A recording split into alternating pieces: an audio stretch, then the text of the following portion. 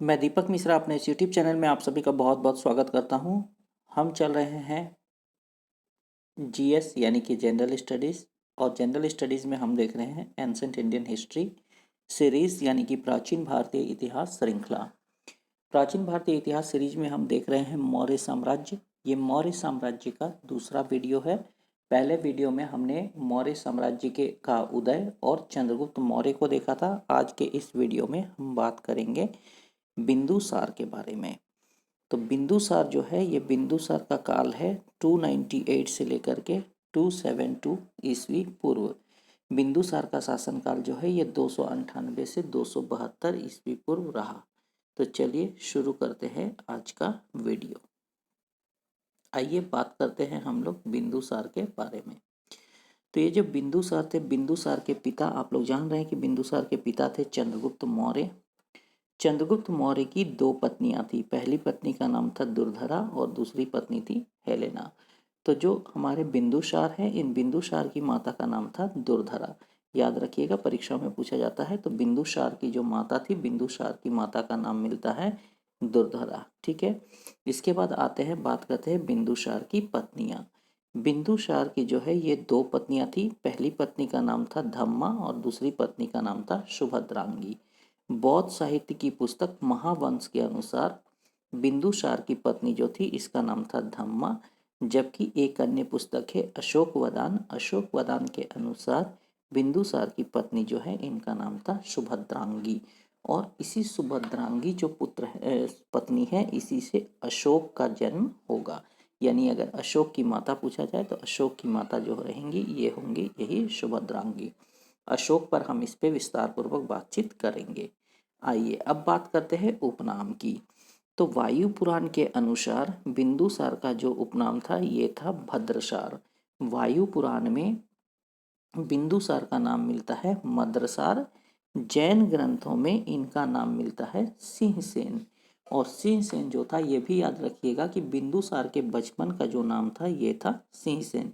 परीक्षाओं में पूछा जाता है कभी कभी बचपन का नाम, तो बचपन का नाम था सिंहसेन। ठीक है।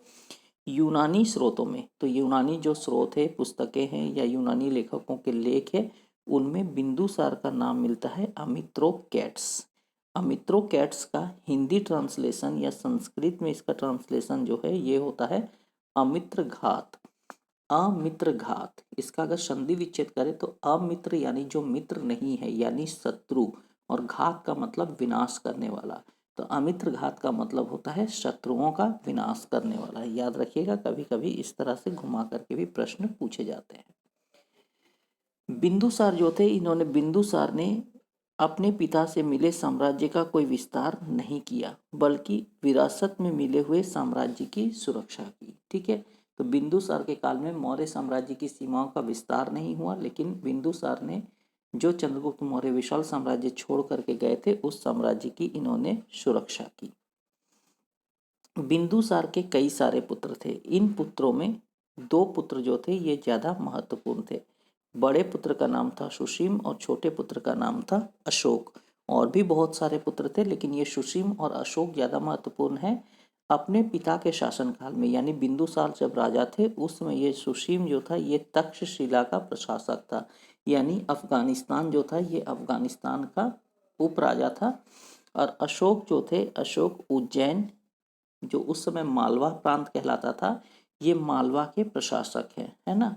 तो अशोक उज्जैन या मालवा का प्रशासक था और सुसीम जो था ये तक्षशिला का प्रशासक था। ठीक है। थोड़ा सा उज्जैन के बारे में जान लीजिए। उज्जैन जो है ये क्षिप्रा नदी के तट पर बसा हुआ है और यहाँ पर महाकालेश्वर का प्रसिद्ध मंदिर स्थित है। यानी कि उज्जैन कहाँ है? क्षिप्रा नदी तट पर, और महाकालेश्वर मंदिर के लिए प्रसिद्ध है। तो ये हो गई हमारे बिंदुसार के पुत्रों के बारे में। तो बड़ा बेटा था सुसीम और छोटा बेटा था अशोक। सुसीम जो था ये बड़ा था। सुसीम के शासनकाल में, जब सुसीम शासन कर रहा था, तो इस समय तक्षशिला में विद्रोह हो गया। इसके दमन के लिए आना चाहिए था खुद मगध के राजा को, यानी कि मगध के जो राजा थे बिंदुसार, लेकिन बिंदुसार नहीं आया। बिंदुसार ने दमन के लिए भेजा था किसको? तो अशोक को भेजा था। जैसे ही जनता ने सुना कि अशोक विद्रोह का दमन करने के लिए आ रहा है, तो अशोक के नाम से ही विद्रोह शांत हो गया।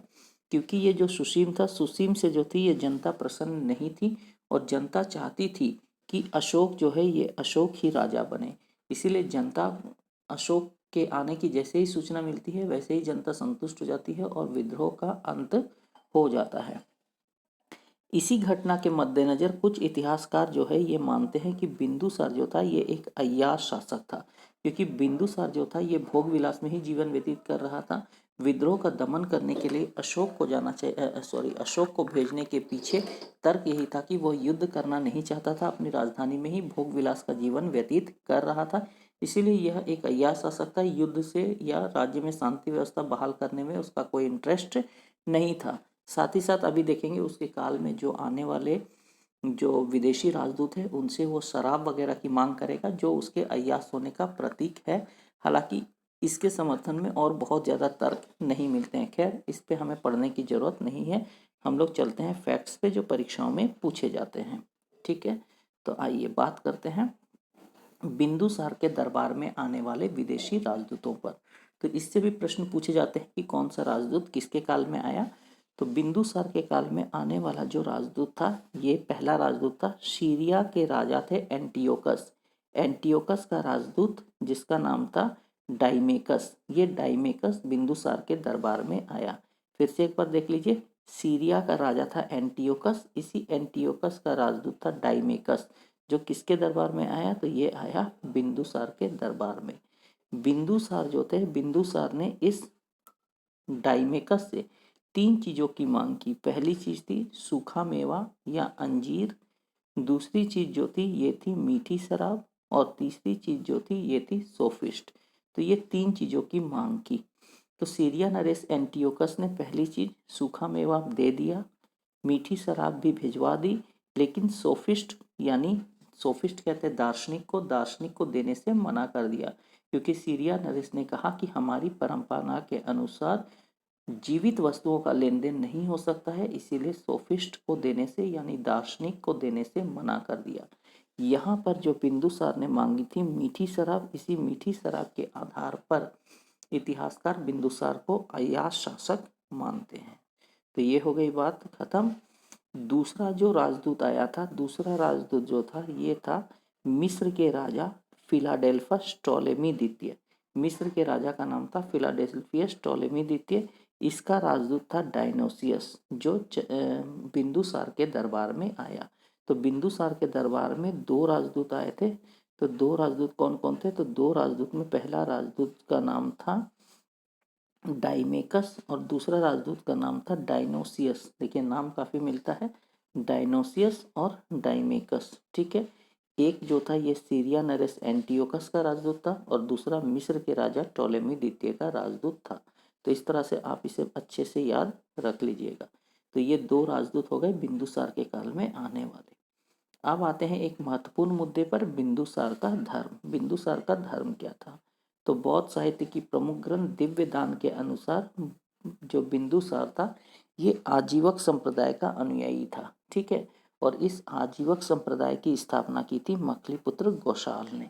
यानी कि बिंदुसार जो था ये जैन या बौद्ध नहीं था, बिंदुसार जो था ये आजीवक संप्रदाय का अनुयायी था। और आजीवक संप्रदाय के संस्थापक हम लोग जानते हैं मखलीपुत्र गोशाल थे। ठीक है, तो ये हो गया बिंदुसार का धर्म। आइए अब बात करते हैं बिंदुसार के प्रधानमंत्री पर। तो बिंदुसार जब राजा बना, ठीक है ना, तो बिंदुसार जब राजा बना तो उस समय प्रधानमंत्री थे चाणक्य। लेकिन बाद में दरबारी षड्यंत्रों से परेशान होकर के चाणक्य जो है इन्होंने संन्यास ले लिया। चाणक्य जैसे ही संन्यास लेते हैं, चाणक्य के बाद में प्रधानमंत्री बनते हैं र खल्लाटक। काफी दिनों तक ये प्रधानमंत्री के पद को सुशोभित करते हैं। और जब बिंदुसार के शासन का अंतिम समय चल रहा होता है उस समय प्रधानमंत्री फिर बदलते हैं और प्रधानमंत्री हो जाते हैं राधागुप्त। यही राधागुप्त है, जब अशोक और सुसीम के बीच में सत्ता को लेकर संघर्ष चलता है तो ये राधागुप्त जो है ये अशोक का साथ देते हैं। और अशोक का साथ देने के कारण जब अशोक राजा बनेगा तो अशोक इसे अपना प्रधानमंत्री नियुक्त करेगा। ठीक है, तो ये हो गए बिंदुसार के प्रधानमंत्री। एक बार फिर से देख लेते हैं, पहले चाणक्य, फिर र खल्लाटक और अंतिम समय में राधागुप्त, यानी तीन व्यक्ति इसके समय में प्रधानमंत्री थे।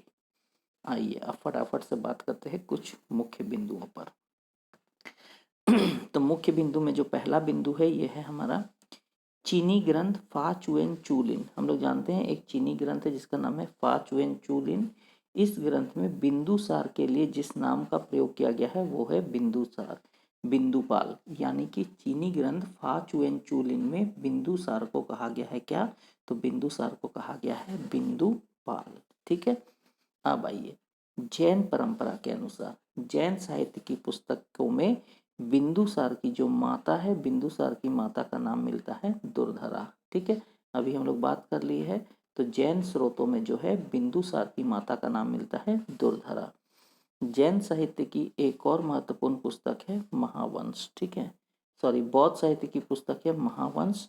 महावंश के अनुसार बिंदुसार की पत्नी का नाम मिलता है धम्मा। ठीक है, तथा सुभद्रांगी। यानी महावंश में बिंदुसार की दो पत्नियों के नामों का उल्लेख मिलता है, एक धम्मा तथा सुभद्रांगी। यही सुभद्रांगी अशोक की माता भी होंगी। तो ये हो गए कुछ मुख्य बिंदु। आइए और कुछ फैक्ट्स पर नजर डालते हैं। अगला फैक्ट है बिंदुसार के शासनकाल में 500 सदस्यों वाली एक मंत्री परिषद थी। इसका प्रधान कौन था? ये विगत परीक्षा में पूछा हुआ प्रश्न है। प्रश्न ये था कि बिंदुसार के शासनकाल में 500 सदस्यों वाली मंत्री परिषद थी, इसका प्रमुख कौन था? तो इसके प्रमुख थे रखल्लाटक। हम लोग देखे 3 प्रधानमंत्री इसके समय में हुए थे, तो बीच वाले जो प्रधानमंत्री थे रखल्लाटक, ये 500 सदस्यों वाली मंत्री परिषद के प्रधान थे। चलिए लास्ट फैक्ट जो है उस पर बात करते हैं। लास्ट है थेरवादी परंपरा के अनुसार बिंदुसार किस धर्म का अनुयायी था? तो थेरवादी जो परंपरा है इसके अनुसार बिंदुसार किस धर्म का अनुयायी था? तो इसका आंसर है ब्राह्मण धर्म। थेरवादी परंपरा के अनुसार बिंदुसार ब्राह्मण धर्म के अनुयायी थे। ठीक है, तो ये कंप्लीट हो गया हमारा बिंदुसार। और आज के क्लास में हम बिंदुसार तक ही रखेंगे। आगे चलेंगे हम लोग नेक्स्ट वीडियो में। नेक्स्ट वीडियो में हम लोग देखेंगे जो हमारा है चक्रवर्ती सम्राट अशोक। अशोक जो है ये मौर्य साम्राज्य में बहुत ही महत्वपूर्ण होता है। मौर्य साम्राज्य जो है ये एक लंबा चैप्टर है। इसको मैंने खंडों में इसलिए बांटा कि आप इंटरेस्ट से इसको पढ़ सके। सबसे पहले हम लोग देखें चंद्रगुप्त मौर्य और मौर्य साम्राज्य का उदय। दूसरे पार्ट में आज हम लोग बात कर ली है बिंदुसार। अगले अध्याय में हम लोग बात करेंगे सम्राट अशोक पर। और अशोक से परीक्षाओं में बहुत ही ज़्यादा प्रश्न पूछे जाते हैं। तो चलिए इतनी ही बातें करके आज के इस वीडियो का एंड करते हैं। मिलेंगे नेक्स्ट वीडियो में, तब तक इजाज़त दीजिए। Thank you very much.